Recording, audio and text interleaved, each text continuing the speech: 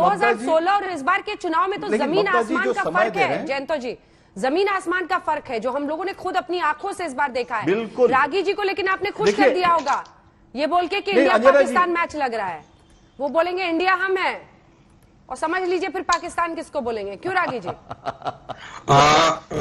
अंजना जी, हाँ, सबसे पहले तो गद्दारी की परिभाषा कर ली जाए, वो ज्यादा बेहतर है।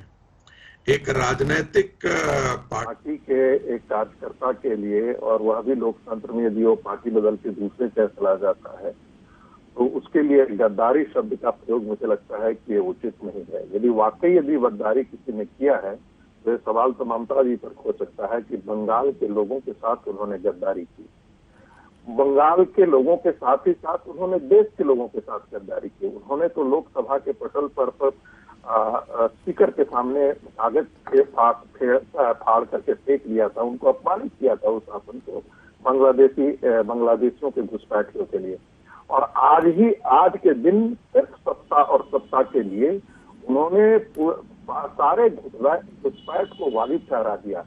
तो देश में बांग्लादेशियों को बसाने का जो राष्ट्रीय अपराध है, राष्ट्रीय पाप है, वो तो ममता जी ने किया है।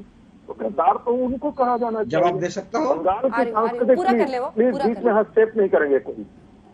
बंगाल की सांस्कृतिक हिरासत तो उन लोगों ने कर दिया। अभी मैं एक वीडियो देख रहा था, 3000 जिहादी थाने में आकर के घुस करके और दरोगा इंस्पेक्टर सबको, पुलिस को मार करके चले जाते हैं। दरोगा गिड़गिड़ा रहा है और कोई पुलिस को हथियार प्रयोग करने की इजाजत नहीं है। ऐसा जिहादियों का आतंक कभी देखा था क्या?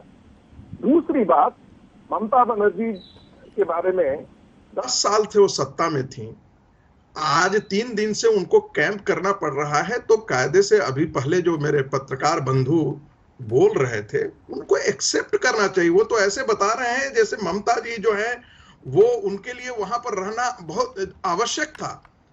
यदि आप क्या जवाब दे सकते हो? कौन है भाई साहब बोल रहे हैं, पता नहीं। 10 साल तक सत्ता में आप रहे, 10 साल तक आप पूरे तानाशाह की तरह, पूरे 10 साल तक तानाशाह की तरह आपने पूरा सत्ता का संचालन किया। यदि आपकी स्वीकार्यता इतनी ज्यादा है और आपको लगता है कि अधिकारी इस कारण से जीत रहे थे कि आपके कारण है, आपके संरक्षण के कारण है, तो आप छोड़ देते ना।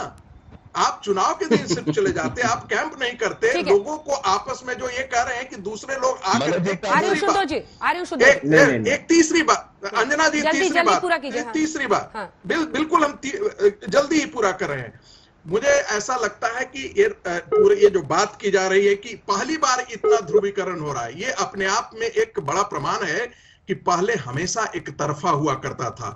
टेरर का, दहशत का, भय का साम्राज्य वामपंथियों ने खड़ा किया था और उसके बाद तृणमूल कांग्रेस ने भी उसी को किया है। यही कारण है कि लोगों को घरों से निकलने तक की हिम्मत नहीं होती थी कि चुनाव में वोट करने के लिए।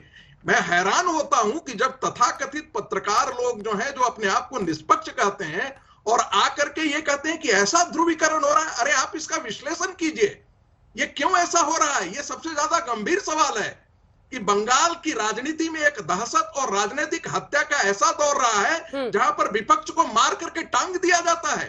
गांव से लोग वोट करने के लिए नहीं निकलते हैं। क्या लोगों ने वो दहशत का माहौल पंचायत चुनाव के मैं जयंत जी से इसका जवाब लूंगी, इससे पहले शुद्धो बैनर्जी जी और फिर आ रही हूं उसके बाद से मनोजीत दाप के पास भी। जल्दी से शुद्धो जी, ये ममता का डर है। आप सभी को भी होली की बहुत बहुत शुभकामनाएं हमारी तरफ से भी, आज तक की भी तरफ से। लेकिन शुद्धो जी, सवाल यह है कि ममता बनर्जी डर गई है इसलिए 3 दिन रह रही है, या फिर जैसा वो कह रहे हैं डोला मिलन है, होली है, अभी कल रैली कहीं नहीं है, तो इसलिए वो वहां पर लोगों के साथ संपर्क कर रही है, क्योंकि यहां से वो चुनाव लड़ी नहीं है और शुभेंदु अधिकारी जो उनके राइट हैंड एक तरह से होते थे, वो वहां से उनके सामने खड़े हो गए। शुद्धो जी। अंजना जी, आप इलेक्शन कवर करने के लिए कम से कम 7-8 दिन से बंगाल में कैंप कर रहे हैं, उसमें ममता जी अपने चुनाव क्षेत्र में 3 दिन से जाएंगे कैंप करने के लिए, तो बड़ी बड़ी बात नहीं है। बंगाल चुनाव जैसे जयंत था जो ममता जी को सबसे नजदीक से जानते हैं, आज से नहीं कई दशकों से, उन्होंने सही बताया। और लोग तो बांग्लादेश में जाके कैंप कर रहे हैं इस चुनाव के चलते। तो अब ममता जी अपने चुनाव क्षेत्र में जाएंगे, कोई बड़ी न्यूज है?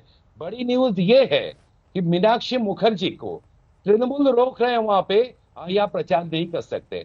संयुक्त मोर्चा के कैंडिडेट मीनाक्षी मुखर्जी के ऊपर तृणमूल के पंचायत के उपप्रधान अब्बास बेग ने उनके लोगों को मारपीट किया है, उसके लिए उनको धरना में बैठना पड़ रहा है।